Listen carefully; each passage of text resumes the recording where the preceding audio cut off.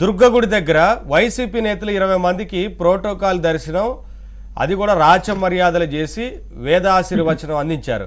జనరల్గా కొండ మీద ఎక్కువగా రద్దీ ఉంది. ఇప్పుడు దసరా శరన్నవరాత్రి ఉత్సవాలు జరుగుతూ ఉన్నాయి. పెద్ద ఎత్తున భక్తులు తరలి వస్తున్నారు, సామాన్య భక్తులు వస్తున్నారు. ప్రోటోకాల్ తాకిడిని తగ్గించే ప్రయత్నం చేద్దామని ఒకవైపు ప్రభుత్వం చర్యలు తీసుకుంటా ఉంది. కొండ మీదకి వెహికల్స్ విషయంలో కానీ ఇవన్నీ చాలా రకాలుగా జాగ్రత్తలు తీసుకుంటా ఉంటే, అక్కడ ఈవో ఈ రకంగా 20 మంది వైసీపీ నేతలకు రాచ మర్యాదలు చేసి వేదాశీర్వచనం ఇచ్చారు, ఎటువంటి హోదా లేని వారికి. అంటే మరి ఎలా పనిచేస్తున్నారో చూడండి. ఇక్కడే బయటపడింది, వాళ్ళే బయటపడింది. అవునండి, ఇప్పుడు ఎవరో కదా పోతిన మహేష్ వైసీపీ లీడరు. అవునండి, అవును. మనం మెత్తగా ఉంటే వాళ్ళు దూసుకుపోతారు సార్. మరి మనం మెత్తగా ఉంటున్నాం కదా. ఈ ఆషాఢ బూతుల అధికారులందరూ కూడా వాళ్ళు వంగి దండం పెట్టి వెన్నుపోటు ఓడుస్తారు. అది బాబు గారు గమనించాలి. ఎప్పుడు తెలుగుదేశం పార్టీ గవర్నమెంట్ ఎన్నికల్లో ఓడిపోయినా అధికారులు దెబ్బ కొట్టడం వల్లే ఓడిపోతుంది. వాళ్ళు ఎప్పుడూ మనకు అనుకూలం కాదు. అది బాబు గారు ఈ 5 ఏళ్లలో నిజం గ్రహించారని మేము అనుకుంటున్నాం, గ్రహించాలని కోరుకుంటున్నాం. అధికారుల విషయంలో అసలు కాంప్రమైజ్ అవ్వకూడదు, జాలి చూపించకూడదు. అసలు వాళ్ళని తొక్కి నారదీసి పని చేయించాలి తప్ప, భయపెట్టి పని చేయించాలి తప్ప, ఎట్టి పరిస్థితుల్లో ఒక సాఫ్ట్ కార్నర్ లో వెళ్తే మాత్రం వాళ్ళు మాట వినరండి. ఎందుకంటే వాళ్ళు మనకు అనుకూలమైనటువంటి అధికారులు కొంతమంది ఉంటే ఉండొచ్చు. వాళ్ళని దృష్టిలో పెట్టుకుని మనం వీళ్ళని చూడాల్సిన పని లేదు. నిమ్మగడ్డ గారిది తీసుకోండి సార్. నిమ్మగడ్డ గారు లాంటి నిజాయితీ పరుడైనటువంటి పోరాట యోధుడైనటువంటి ఒక అధికారి ఫైల్ ఏమో కదలట్లేదా? అక్కడ 100 కోట్లు బిల్లులు చెల్లిస్తారా కడప జిల్లాకు పులివెందులకు సంబంధించి? ఏమంటారండి అసలు దీన్ని ఎలాగా జీర్ణించుకోమంటారు మాలాంటి కార్యకర్తలు మేము? ఈవేళ దుర్గగూడెంలో జరిగిన సంఘటన, మరి ఆ పోతిన మహేష్ ఏంటి? అతనికి ఏముంది ప్రోటోకాల్? మాలాంటి వాళ్ళు వెళ్తే మేము సామాన్య భక్తులుగా, నేను కూడా 15 రోజుల క్రితం సామాన్య భక్తులుగా దర్శనం చేసుకుని వచ్చా, 500 రూపాయలు టికెట్ తీసుకుని. ఇంత దౌర్భాగ్యంగా ఉంటే పట్టు బిగించకపోతే ఎలా సార్? అది ఇవాళ ఇంత భక్తుల రద్దీ తాకిడి పెరుగుతూ ఉంది. ప్రోటోకాల్ దర్శనాలను కొంత అంటే చాలా జాగ్రత్తగా వ్యవహరించాలని చెప్పినప్పటికీ ఏ హోదా లేకపోయినా ఎలా వేదాశీర్వచనం ఇస్తారు? అసలు లోపలికి తీసుకువెళ్ళి కూర్చోబెట్టి ఇవన్నీ అది ఓన్లీ కేబినెట్ మినిస్టర్.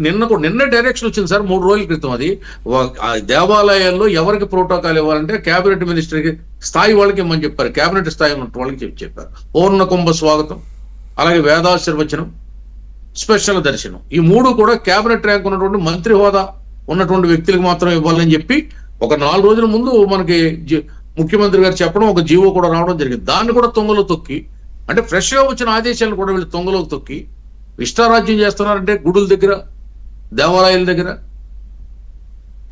ఏమంటారు మరి వీటి మీదే కదా చర్యలు కావాలి. మరి ఏమి లేదు సార్, నిద్రపోతున్నటువంటి 3వ కన్ను తెరవాలి బాబు గారు. 96 చంద్రబాబు నాయుడు గారిని చూడాలని మేము కోరుకుంటున్నాం. 96 చంద్రబాబు నాయుడు గారు మళ్ళీ రావాలి, ఆయన ఆ రుద్ర నేత్రం తెరవాలి. అసలు ఈ ప్రక్షాళన అధికారుల దగ్గర నుంచి మొదలు పెట్టాలి సార్.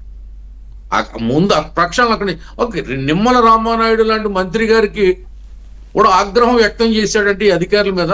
బాబు గారు సీరియస్ గా తీసుకుని తీరాలి ఈ విషయాన్ని. ఇటువంటి చీడ పురుగుల్ని ఏరిపారేయాలండి.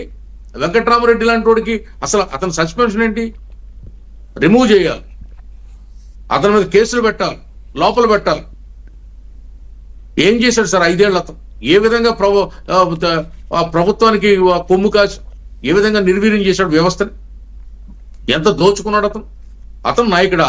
ఎన్జిఓ నాయకుడా? ఉద్యోగుల నాయకుడు అతను. ఏ ఉద్యోగులకు న్యాయం చేశారు? ఏ ఉద్యోగుల గురించి సమస్యల గురించి జగన్మోహన్ రెడ్డి దగ్గర ఫైట్ చేశారు, వినిపించారు? అదే కదా, ఏ హక్కులు సాధించాడు, దేనికోసం ఫైట్ చేశాడు అతను? ఏ విధమైన నాయకుడు? యూనియన్ నాయకుడు, దొంగల ముఠాలో ఒక సభ్యుడు. బెదిరించారు ఉద్యోగులు. ఇంకా గంటకో మాట మాట్లాడేవాడు, పూటకో మాట మాట్లాడేవాడు. బయటకు వచ్చి ఒకటి, లోపలికి వెళ్ళి ఒకటి.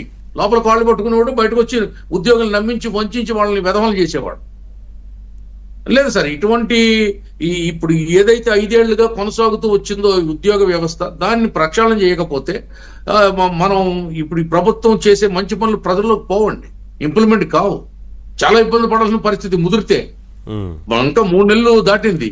ఇంకో 2 నెలలు పోతే వాళ్ళు ఇంక మన మాట వినరండి. వాళ్ళ యాటిట్యూడ్ ఎలాగుందంటే అవసరమైతే మళ్ళీ ప్రభుత్వం మీద ప్రజల్లో చెడు ప్రభావం తీసుకొచ్చి ఒక బ్యాడ్ టాక్ తీసుకొచ్చి రాబోయే రోజుల్లో మళ్ళీ జగన్మోహన్ రెడ్డిని తీసుకొచ్చి పట్టం కట్టాలనే కొంతమంది అందులో ఉండి పనిచేసే ఉద్యోగులు కూడా ఉన్నారు ఇవాళ.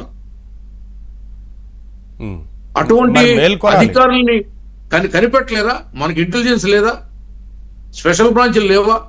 అసలు ఉద్యోగుల్లో ఎవరేంటనేది మనం తెలుసుకోలేమా? దాన్ని బట్టి మనం సంస్కరణలు చేయలేమా? చర్యలు చేపట్టలేమా? ఉద్యోగులు శివపార్వతి గారు, చేయకపోతే